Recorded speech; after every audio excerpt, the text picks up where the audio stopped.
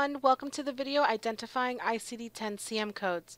My name is Caprice Stark and I'll be your host today on behalf of Jenny Roth from the Department of Human Services and Ruth Ellen Lohr from the Department of Education. In this presentation, we will be discussing how the ICD-10-CM codes will affect nursing services. First off, what are the ICD-10-CM code sets? Well, just as a background, the World Health Organization created the ICD-10 codes. They've actually been used in developing countries around the world, and the United States is the last to adopt them. The CM stands for clinical modifications and are specific to the United States, so when you look for code sets, make sure you are looking for the ICD-10-CM code sets. The code sets themselves don't just identify medical diagnoses. They also identify signs and symptoms, abnormal findings, complaints, social circumstances, and external causes of injury or disease. All of these are characteristics of clinical modifications. So what does this mean for schools? Each of the 9 billable services will need to have an ICD-10-CM code attached to them.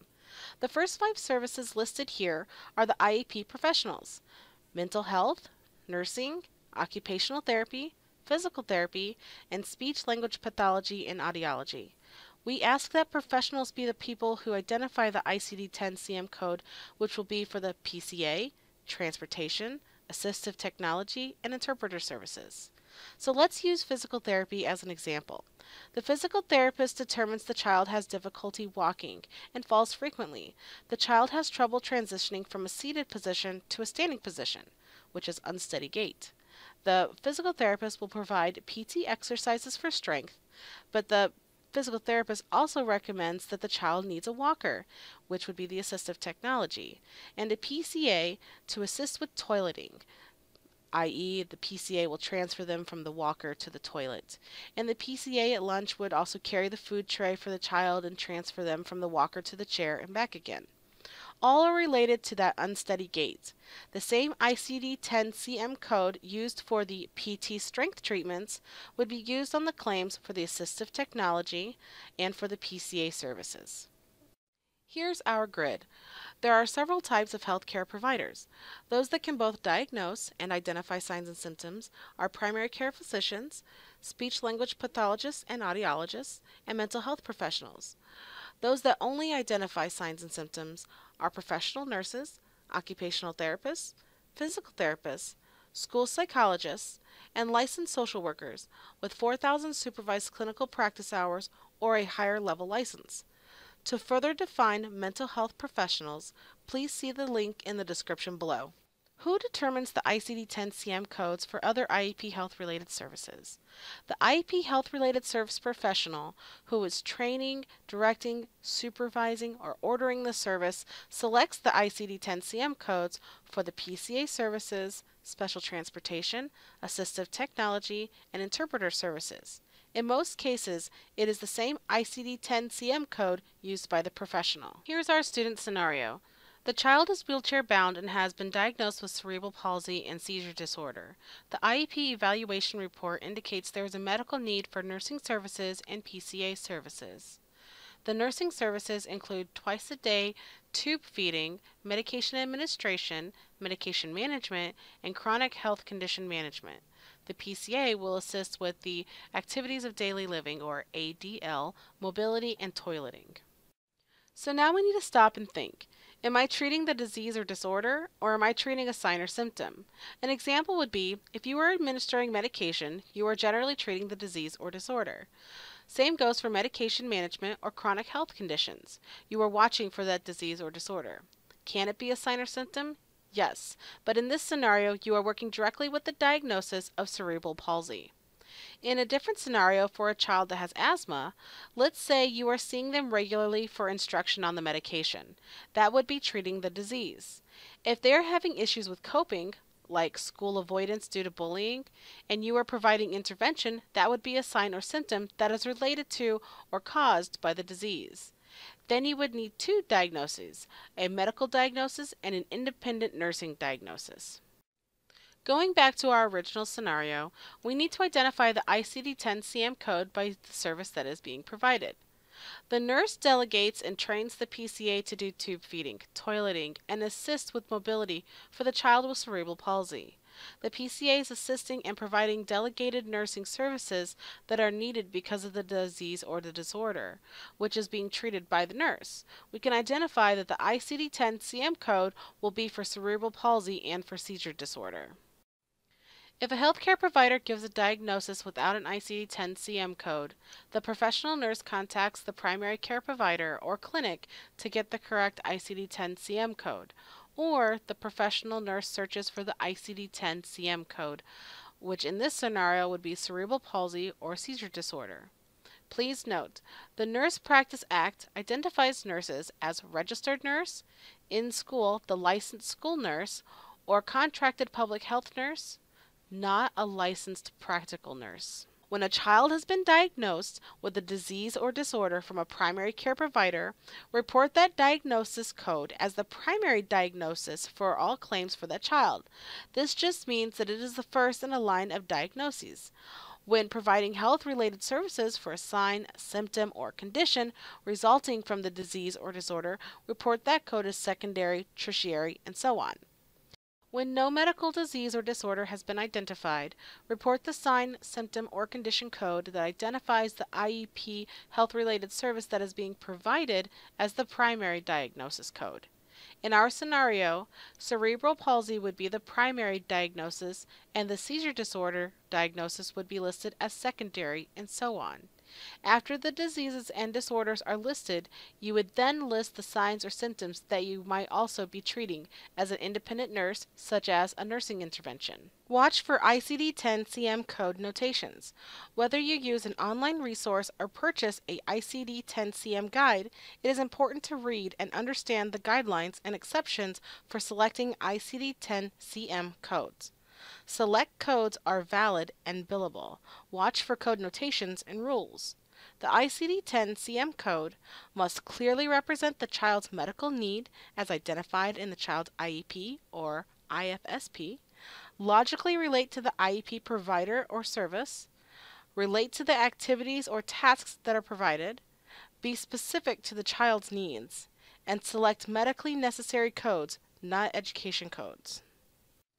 To qualify for special education, a child must be eligible in one of these educational disability categories: speech or language impaired, developmental cognitive disability, mild to profound, physically impaired, visually impaired, specific learning disability, emotional or behavioral disorders, deaf, blind, other health disabilities, autism spectrum disorder, developmental delay, traumatic brain injury disabled, severely multiply impaired. These are the education disability categories. The direct crosswalk to the ICD-10-CM codes is the speech and language disability category. In other categories, the medical diagnoses are so generic they don't tell us what the specific need is for this specific child, so we cannot identify ICD-10-CM codes and line them up with the education disability codes. School sources for medical diagnosis.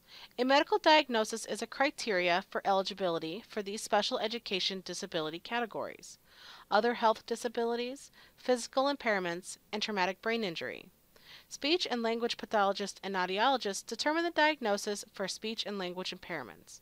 Mental health professionals provide DSM-5 ICD-10-CM diagnosis when CTSS is included in the child's IEP needs and plan. Annually, medical orders are required for students needing medication or certain treatments. We recommend adding in a line so that you can enter in the ICD-10-CM code. We also want to clarify that there is a connectedness with ICD-10 codes and special ed work. Your IEP evaluation report has to include the statement that says this child has a medical need and that we need health-related services during the school day. Then, in the record, we will need the health problem identified and what the plan of treatment is. We ask that the code be in the student's file and not the IEP plan. This is because the plan should be in plain language. It is also a privacy issue. Follow your school district's procedures to document ICD-10-CM codes for billing purposes.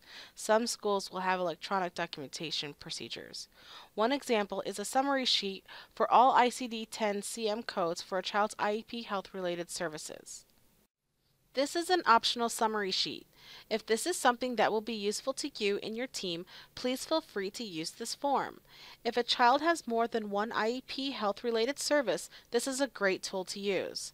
This might be in the electronic file already if you are doing electronic special education assessments and IEPs. Please take the time to visit with your vendors and make a process that works best for you. Here's the code structure. We are including this so you can visualize what you're going to see since they are a little different from what you are used to. The first digit will always be a letter and it identifies the chapter you are in. The second and third digits will identify the category of the chapter you are in, and the last three digits break down that category to a specific topic. Let's break down this example. The F chapter is called Mental, Behavioral, and Neurodevelopmental Disorders. The number 40 tells us that this is a phobic anxiety disorder. The 242 further defines the phobia as fear of bridges. Now we know this ICD-10-CM code is for an individual that has a fear of bridges. It's important to remember that the ICD-10-CM code needs to be as specific as possible. The website www.cms.gov is the official site for ICD-10-CM codes, but we recommend the site we have a screenshot of here.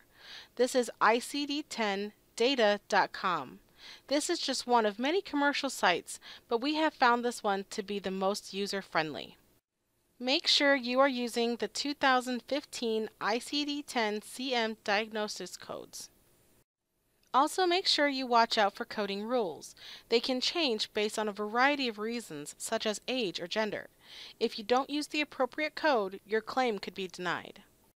Also, if you click here on the 2015 ICD-10-CM Diagnosis Codes Index, it will take you to the index page.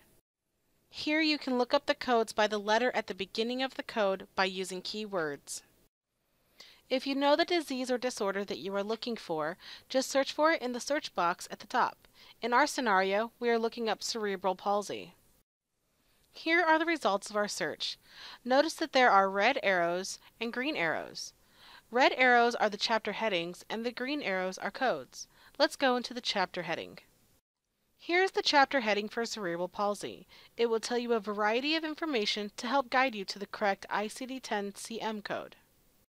If you click on this icon, a window will pop up and show you codes above and below this chapter heading. It will also show you the codes for cerebral palsy.